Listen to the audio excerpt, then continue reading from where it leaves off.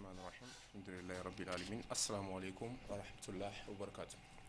Chers frères et sœurs, chers auditeurs et téléspectateurs de la radio et télévision Bonferré, c'est toujours avec un réel plaisir que nous vous retrouvons en cet après-midi de vendredi dans le cadre de votre émission préférée Jeunesse Active.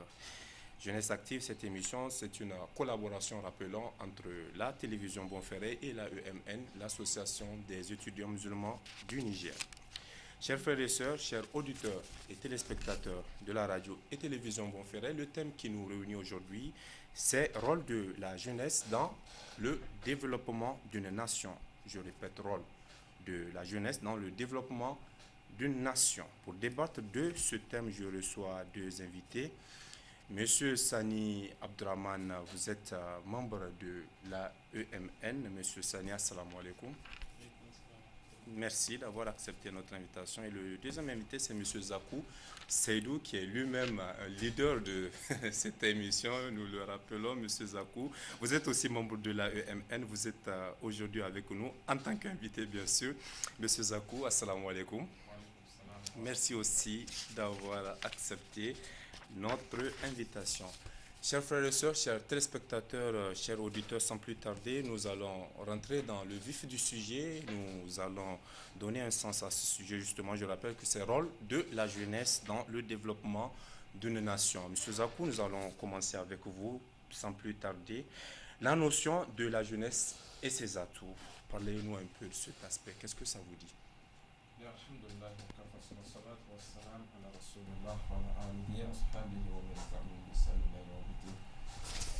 Salam alaikum wa Alhamdulillah, il faut remercier Allah pour cette opportunité qu'il nous offre.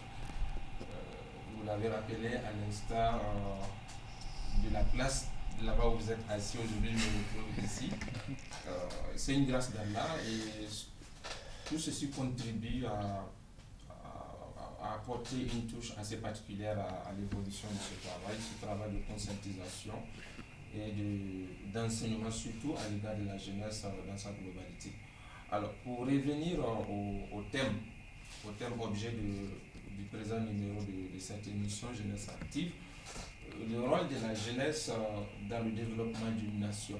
Je pense que pour entrer dans l'explication du sujet en tant que tel, il faut d'abord définir les principes de base, les notions de base qui composent ce thème-là. Jeunesse. Le nom de l'émission déjà, ça en dit long, on parle de jeunesse active. C'est cette appellation, ce mot, qui personnellement, je chéris beaucoup, qui me tient beaucoup à cœur parce que dans son contenu, il regorge plusieurs sens et plusieurs compréhensions. L'explication peut-être terre à terre qu'on peut donner. Quand vous interrogez un peu les documents des Nations Unies, l'ONU définit un jeune ou bien la jeunesse comme toute personne qui a un âge compris entre 15 et 24 ans, selon les tests de l'ONU, entre 15 et 24 ans. Il y a d'autres tests, quand vous interrogez aussi la charte africaine de la jeunesse, on remonte parfois jusqu'à 18 à 30 ans. Peu importe, on peut de façon globale définir un jeune comme une personne qui a un âge qui est compris entre 15 à 34 ans, selon les différents tests en résumé.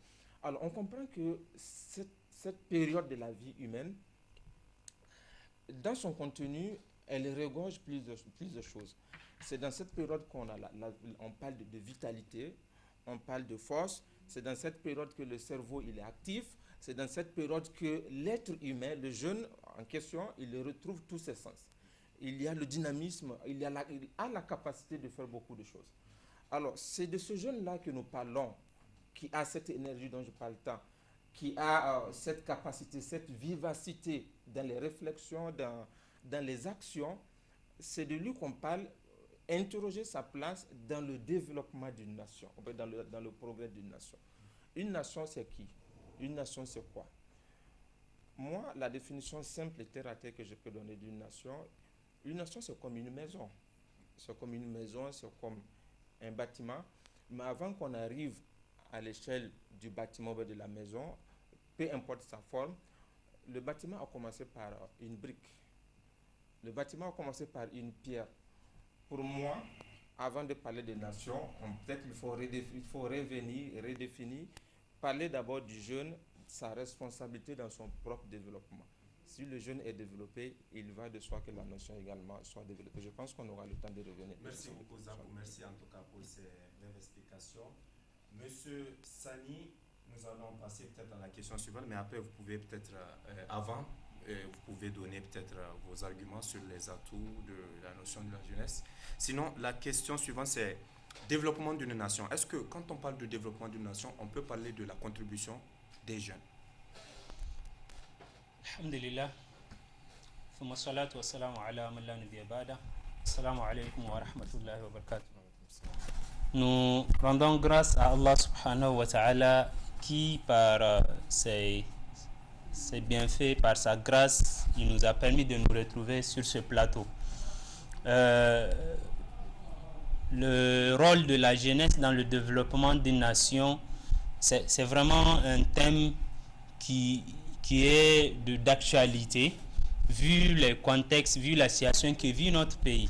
Et l'émission Jeunesse Active qui traite du rôle de la jeunesse, je trouve vraiment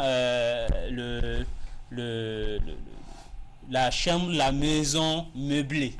La maison est vraiment très bien meublée, quitte à ce que le jeune que vous êtes en train, ou là même en collaboration avec Bonferré, en train de vouloir conscientiser, prenne conscience de sa responsabilité dans la nation.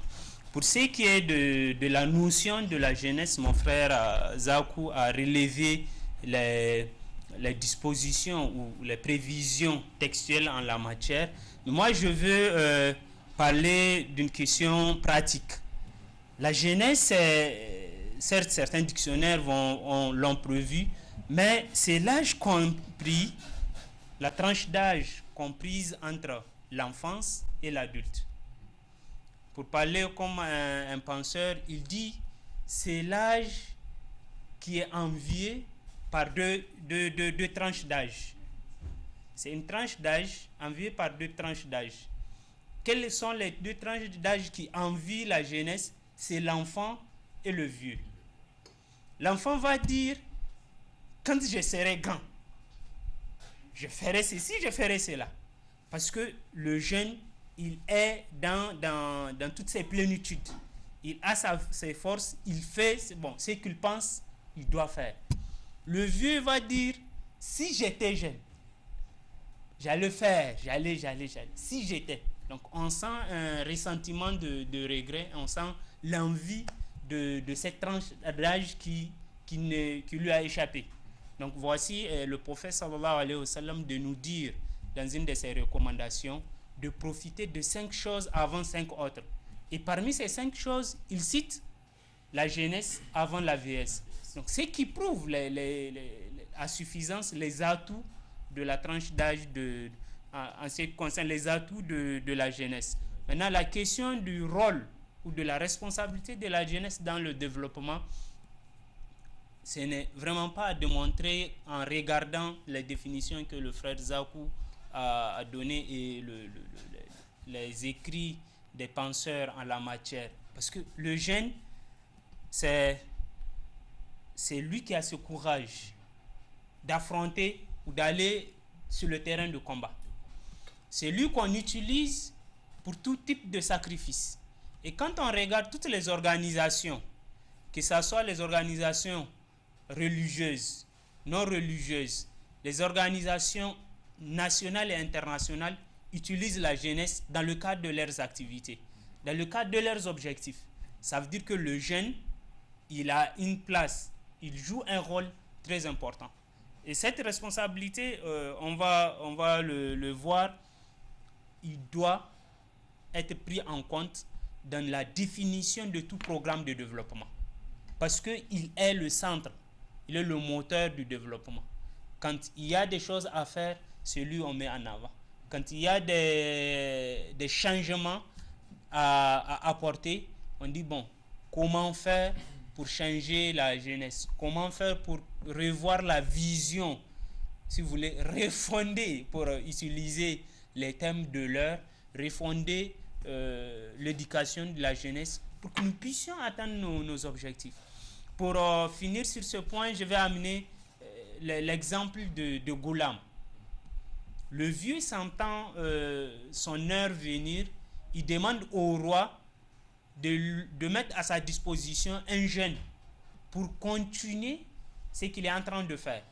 Et on lui donne un jeune qui va aller apprendre et par la suite apprendre d'autres sciences parallèlement. C'est ce qui prouve vraiment que les jeunes ont une responsabilité grande dans cette affaire, dans le développement. Merci, M. Sanou, nous allons revenir pour cette contribution. M. Zakou, sur la question du développement d'une nation, est-ce que vous avez des choses à ajouter, notamment sur les moyens nécessaires qu'on peut mettre en œuvre selon vous, tout en parlant de la jeunesse? Oui, les moyens, il n'en manque pas. Il y en a d'ailleurs, peut-être on va en revenir. Peut-être, je l'annonçais à l'instant, à l'entente de mon propos, la place, c'est ça la problématique centrale de ce sujet. La place de la jeunesse, que la jeunesse occupe dans le développement d'une nation. Peut-être une nation, je l'ai dit, il ne faut pas chercher long. Ramenons le débat à l'échelle du Niger. D'accord? C'est ce travail que l'AMN et le groupe Bonferré sont en train de faire depuis bientôt 15 ans, 10 ans et plus, bientôt 15 ans, à travers le canal de cette émission. Une jeunesse, si qu'on le dise ou pas, les nations ont bien fait d'appeler la jeunesse le fer de lance de tout développement, comme on appelle le flambeau, le porte-flambeau du développement de tout pays. Et à ce niveau, il faut s'interroger. Ramenons le débat à notre religion, à travers notre modèle, notre référence, le prophète alayhi salatu wa salam. Qu'est-ce qu'il fait? Lorsque le prophète laisse la présence d'une certaine figure emblématique de la religion, et lorsqu'il était question de donner l'étendard de la religion, pour porter haut l'étendard de la religion, les autres compagnons étaient là, selon les différents récits. Les autres compagnons étaient là, Abou Bakr était là, ils étaient tous là. Mais le prophète n'a pas confié l'étendard à ses compagnons aguerris. Il prend l'étendard et il donne cet étendard-là à Osama bin Zayd. C'est ça? Selon les différents récits. Selon les récits, on disait en ce moment, il avait un âge compris entre 16 voire 17 ans. Voire 17 ans. À partir de là, il y a un message fort que nous, musulmans, devrons comprendre. La question qu'on peut se poser, pourquoi le prophète n'a pas donné l'étendard à Abou Bakr, que nous connaissons tous sa place dans la propagation de cette religion. Mais Osama, à 17 ans, on peut dire qu'Osama n'a pas toutes les ressources nécessaires pour assumer cette responsabilité. Mais il y a une sagesse qui se cache derrière l'action du prophète qu'il vient de montrer à travers ce qu'il vient de faire. Il y a un message qui est là pour montrer que l'avancée de cette religion, pour que cette religion puisse atteindre les objectifs, il faut qu'on donne à la jeunesse toute la place qui est la sienne, logiquement. Et lorsque vous regardez cette action que le prophète a posée, quand vous ramenez ça à l'échelle d'une nation, comme nous sommes en train de le dire, la leçon, personnellement, que moi je tire, nous passons plus de temps avec les jeunes. Et moi, j'ai l'habitude de le jurer. Ici au Niger, nous avons des jeunes compétents. Voilà, la jeunesse nigérienne, elle est intelligente. Nous intervenons dans plusieurs domaines de formation. Et parfois, lorsque vous vous rendez compte, la capacité de production intellectuelle que ces jeunes vous donnent à l'instant par rapport à un certain nombre de questions, je me dis juste, il faut donner à cette jeunesse la place qu'il le faut. Il faut créer les conditions pour permettre à cette jeunesse de se former. Donc, pour parler des moyens, le premier moyen pour permettre aux jeunes de récupérer leur place dans le concert, dans le développement d'une nation, c'est d'abord la formation. Il faut créer les conditions pour que les jeunes se forment. Malheureusement, nous sommes dans ce schéma, nous sommes en train de dévier les nations qui se sont développées, elles ont mis l'accent sur la formation de leurs jeunes. Au Niger, on parle de la population qui est majoritairement 60 voire 70% de la population. Selon les statistiques, c'est déjà des indices porteurs d'espoir pour le développement de ce pays-là. Il faut tout simplement créer les conditions. Quand vous parlez de formation, vous faites exactement référence à quel genre de formation, c'est-à-dire les études. Les études, encore que là, c'est un autre débat. Regardez, on est d'accord qu'une nation ne peut jamais se former, ne peut jamais se développer sans formation. Le débat actuellement se pose au niveau du Burkina avec le coach Simon Ouedraogo. Lorsque vous l'écoutez, c'est un certain nombre de ses interventions, on dit qu'il est en train de détourner la jeunesse des objectifs fondamentaux du développement. Et lorsqu'on vient dire aux jeunes que, écoute, quand tu étudies jusqu'à l'âge de CE2, tu sais lire et écrire, c'est suffisant, vas-y te trouver un emploi, vas-y te débrouiller dans l'entrepreneuriat. Moi, personnellement, je suis contre cet aspect-là. Je suis contre. Et certains penseurs ont bien fait de lui répondre. L'avion que tu prends pour faire tes déplacements, ce n'est pas quelqu'un qui a un niveau CE2 qui l'a fabriqué. On est d'accord? Quand tu es malade, que tu dois te rendre à l'hôpital pour te soigner, le médecin qui est là n'a pas un niveau CE2, mais n'a pas un niveau CM. Donc il faut permettre à cette jeunesse-là, ce n'est pas de la précipitation. Aujourd'hui, le problème auquel nous faisons face, nous avons une jeunesse qui est pressée pour avoir un emploi, pressée pour trouver une place dans la vie professionnelle. Et de l'autre côté, on oublie la question fondamentale qui est la question du développement, la question de la formation. La formation, elle n'est pas forcément liée à de longues études. La formation, c'est un contenu. La formation, c'est un pouvoir. Et il faut se donner cette capacité réflexive, cette capacité intellectuelle. Et je pense qu'il faut vraiment créer les conditions pour mettre à l'aise. Et c'est ce message que les jeunes doivent comprendre. Il faut se former. À l'échelle personnelle, à l'échelle individuelle. Se former pour retrouver sa place qui est la sienne, comme je l'ai dit. Merci beaucoup, Zakou. Merci pour ces éclaircissements. Alors, M. Sane, vous avez quelque chose à ajouter sur M. Zakou a évoqué la question de la formation, qui est un élément fondamental pour le développement d'une nation. Est-ce que vous avez des choses à ajouter sur ça?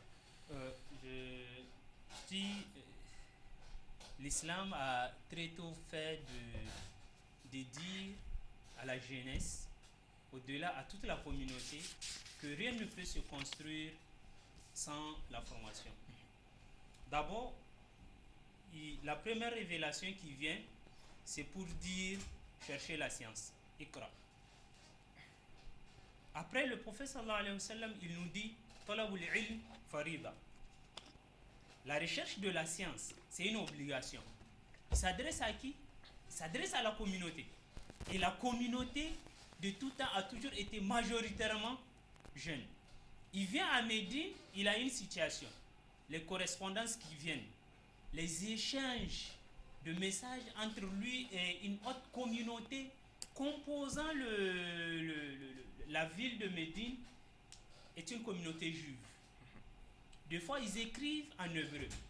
Il faut d'abord comprendre le message, puis répondre à ce message. Il fait quoi? Il prend un jeune, Zayd. Il lui dit, va apprendre la science. Va apprendre leur langue. Parce que je ne me sens pas à l'aise dans leur traduction. Donc, on ne peut pas construire sans cette formation.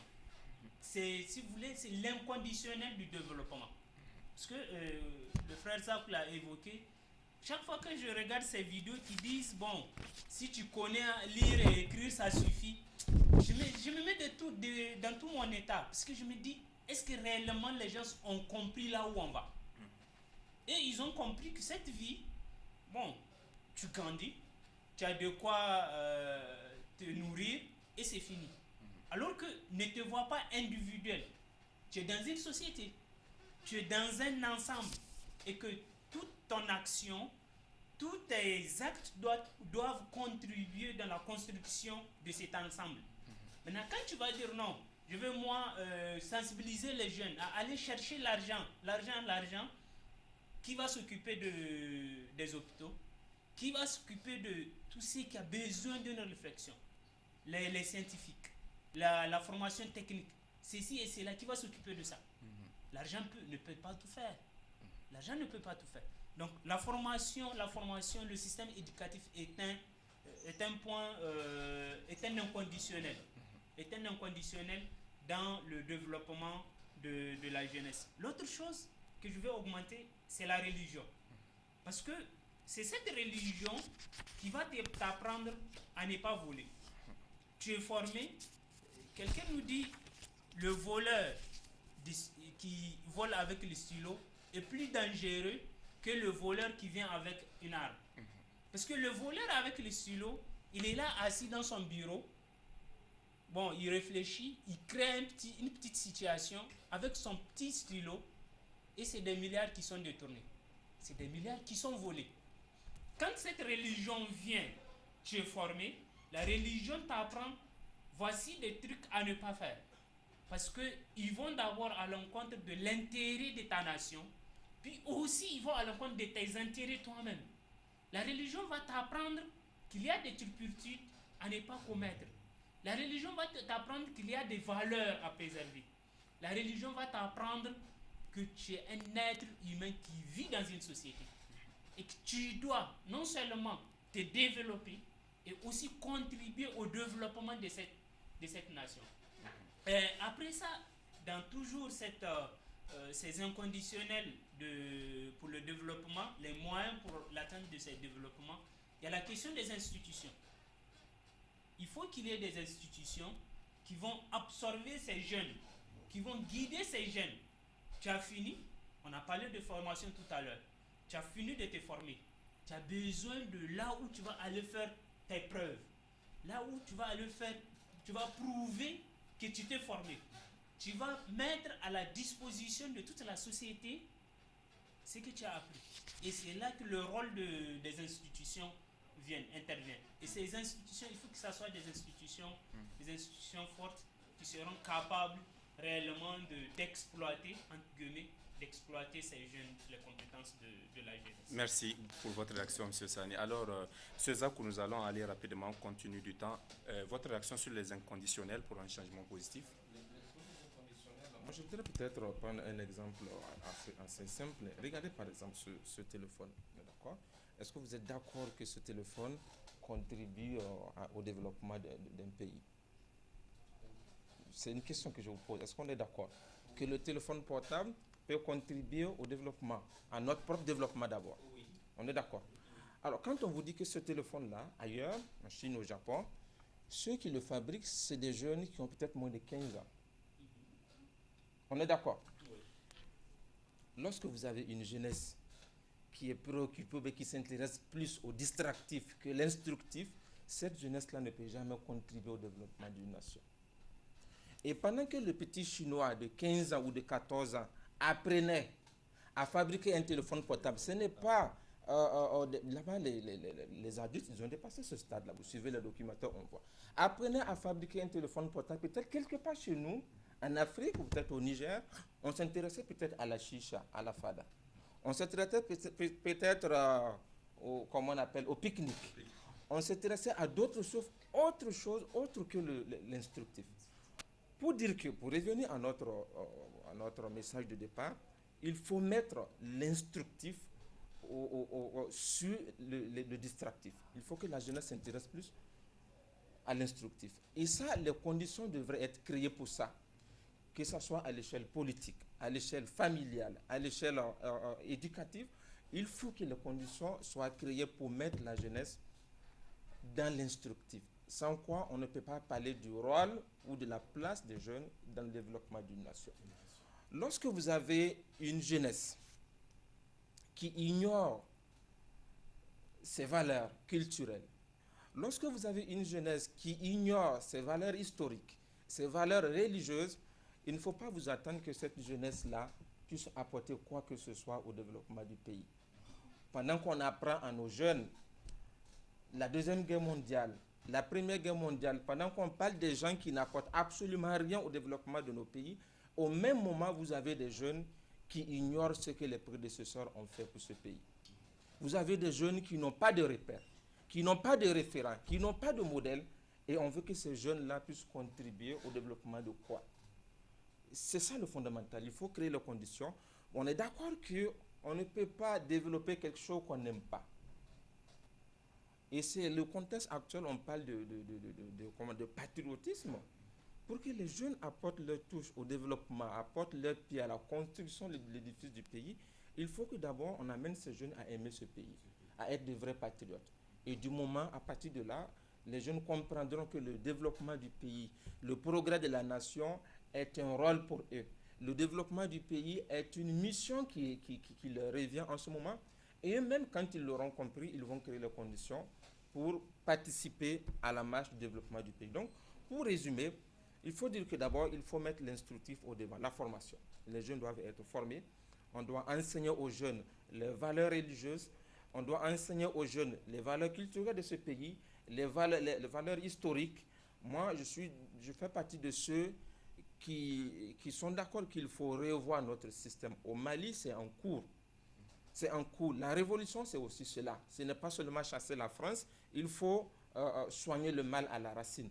Le problème, même si la France parle que notre système, c'est de copier-coller de la France, qui ne cadre pas avec nos valeurs religieuses, nos valeurs culturelles, nos valeurs historiques, c'est toujours, on va revenir à la case départ. Il faut soigner, il faut réformer notre contenu. Hitler, Hegel, on a dépassé ça. Il faut revenir enseigner aux jeunes ce qui comptait, qu'est-ce qu'il a fait pour ce pays, et avec peu de moyens, voilà ce qu'il a fait. Il faut aimer le pays. Moi, je pense que c'est de cela qu'il s'agit. En ce moment, les jeunes comprendront qu'est-ce qu'il faut apporter à ce pays. Merci Zakou, ça résume aussi avec cet appel à l'endroit de la jeunesse. Alors, un dernier mot pour en finir, M. Sani, à l'endroit de cette jeunesse. Un dernier mot à l'endroit de la jeunesse, je vais toujours rappeler à la jeunesse son rôle. Le prophète sallallahu alayhi wa sallam, quand il voulait envoyer un ambassadeur à Médine, il n'a pas pris Abou Bakr, qui était le premier, son ami tout proche, et le premier à se convertir. Il n'a pas pris Ali, qui était jeune aussi. Il n'a pas pris Omar. Il a pris Mus'ab, tout jeune. Il l'a envoyé dans une contrée pour enseigner l'islam. Le message est clair. Tout ce qu'il faut faire, tout ce qu'on peut faire ou tout ce qu'on veut faire, c'est avec la jeunesse qu'on peut le faire. Donc, ce que j'adresse, le message que j'adresse à la jeunesse, pendant cette émission de jeunesse active, soyons actifs. Soyons actifs dans ce sens, connaissons notre histoire. J'avoue que le message à la nation du chef de l'État, dans lequel il évoquait des personnalités de ce pays, quand on va poser des questions à la jeunesse, qui est un tel, la plupart ne sauront pas répondre exactement de qui il s'agit. Connaissons-nous notre histoire, connaissons-nous, formons-nous pour que nous soyons réellement cette jeunesse et à la hauteur, et que nous soyons à la hauteur du défi de l'heure. Vraiment, le patriotisme, ce n'est pas que de la parole. Il faut qu'il y ait des actes. Merci beaucoup, M. Sani. Alors, votre mot de fin, soyons actifs, c'est un message fort que vous envoyez à cette jeunesse. Merci, chers invités. En tout cas, merci pour vos contributions enrichissantes. Merci, compte tenu du temps écoulé. Nous sommes obligés de nous arrêter ici.